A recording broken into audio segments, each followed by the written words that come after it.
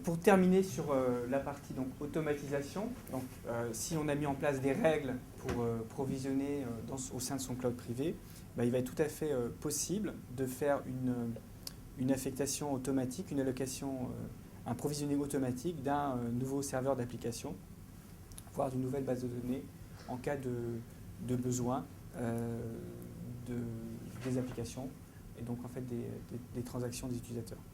Donc en conclusion en fait, un rappel des différentes technologies qu'il faut mettre en place pour atteindre un cloud privé, donc la virtualisation, le provisioning automatique, l'automatisation des processus, le chargeback, donc la refacturation, les interfaces et services, le provisioning réseau, le provisioning stockage, donc l'ensemble de ce qu'on a vu tout à l'heure, qui ne sont pas du tout, encore une fois, opposés avec IT, parce qu'on a eu beaucoup de questions en disant « mais attendez, par rapport à IT, vous allez tout casser, on a des processus ». En fait, non, notamment avec Victime V3, qui donne beaucoup plus d'accent sur la notion de service, on est tout à fait, on respecte ces pratiques-là.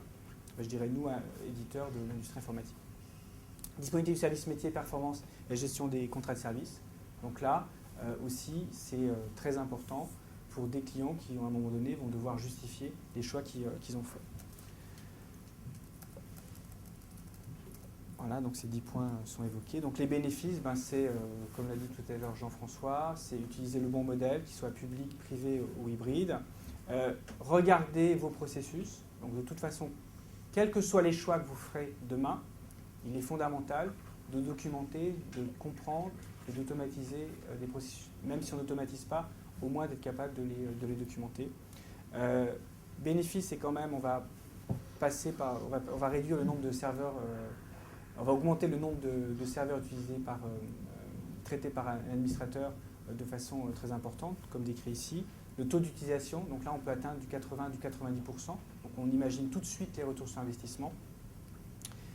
Bon, c'est green, donc c'est très bien, effectivement, puisqu'on augmente. Hein, bon, c'est quand même important de le souligner. Et puis donc on est réactif par rapport au business, et quelles que soient les demandes qui seront faites par le business, à tout moment, on a une infrastructure qui va pouvoir s'adapter.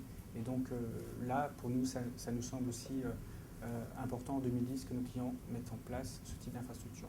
Voilà, merci pour votre attention. Passez à la suite.